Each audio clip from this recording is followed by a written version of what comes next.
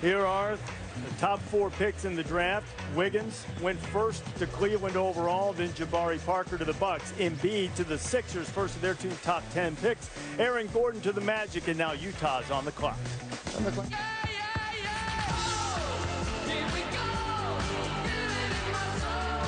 I'm Dante Exum, and you're watching the NBA Draft. The NBA Draft on ESPN.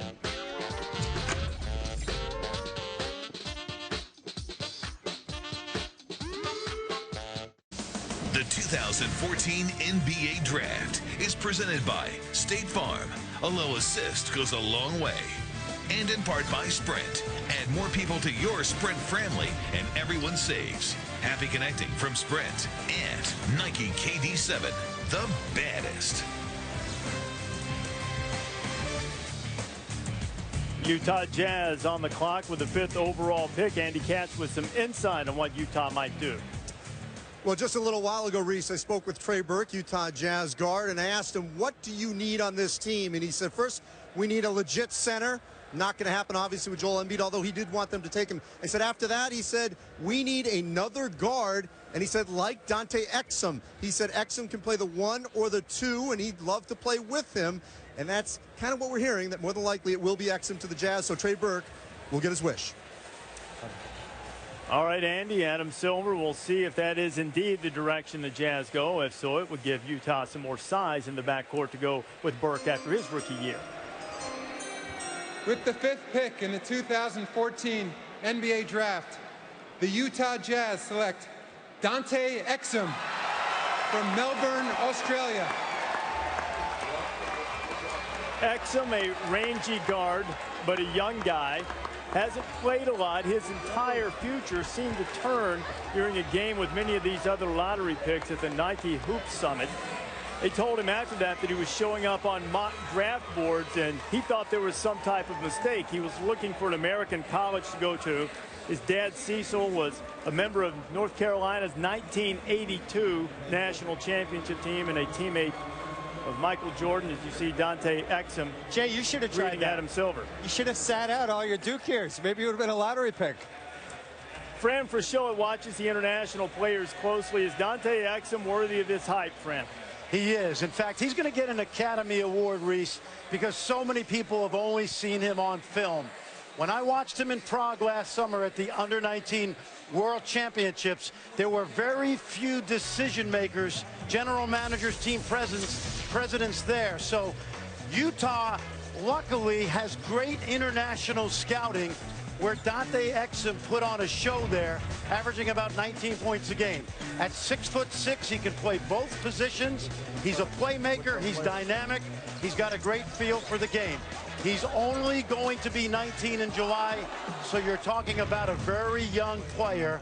But when you pair him with a young Trey Burke in the backcourt, Dante Exum fits in Utah perfectly. By the way, outstanding character, really quality guy. And I think Utah's got a kid they're going to really enjoy watching for many, many years. Dante Exum listed as a point guard. He and Trey Burke in the backfield, or in the backcourt together. Let's take a look at the future of the assist, brought to you by State Farm. 1982 North Carolina National Championship team led by Jordan Worthy and Perkins. But as I mentioned, Cecil Exum was on that team. He was drafted in 1984 by the Nuggets. He played professionally in Australia, just loved it over there. He and his family stayed in Australia. Dante, as a young guy, has a twin sister as well, and the Australian guard headed to Utah's with Jay Williams. Thanks, Reese. Dante, you've been deemed as the international man of mystery. So all the people out there in the world, the question to you is, who is Dante Exum? You know, I'm just a kid from Melbourne, Australia, and always rep my country. So, but I guess right now I just got drafted, so I'm not a mystery anymore. So. We just heard sound of Trey Burke saying how excited he was to play in the backcourt with you. What kind of dynamic duo could this be for the Utah Jazz? You know, you look at our Australian team, and we have a great guards in Patty Mills and Matthew Dellavedova. So, you know, I'm looking forward to playing with another guard, and it will be a good experience for me, and I'm looking to go into the system and learn. Congratulations. Now Heather's with her dad. Thanks so much, Cecil. It was an interesting decision. Dante actually decided not to go to college and go straight into the NBA. Considering your college experience and your national championship, how did you help advise and counsel your son on this? Yes, well, it didn't happen until after he participated in the Worlds, both the 17s and 19s, and then a great showing in the 19s against Spain. And then we had a few agents contact, a few NBA people reach out and say hello. And so we sort of thinking about whether, he always said, I want to be 1 year and done. And I said, well, maybe want to strike while the iron is hot. And we just wanted to make sure we focus and work hard towards this goal. Congratulations. And Reese, it certainly doesn't hurt that he's got Kobe Bryant's agent and trainer helping him out in Los Angeles. No, it doesn't indeed, and it helped have him rise up the draft board as Trey Burke and Dante Exum, the future of the Utah Jazz backcourt. It's all hugs there. Do you see them fitting well together? I do see them fitting well together, and though he's listed as a 6'6" point guard, he's really going to handle the basketball, but Trey Burke's going to be responsible for guarding Derrick Rose, CP3, Tony Parker, John Wall, etc. when they come to town. And it's an era where we're playing a lot of two-guard in the backcourt. I like it for the Utah Jazz. I liked it too. It's an upside pick. I mean, you look at those highlights, he looks like an 18-year-old Kobe Bryant playing high school in Philly. He also might end up being Larry Hughes. You know, who knows? The guy really hasn't played competitively for the last 10 months. He kind of ducked playing. He could have gone to college last year. He didn't.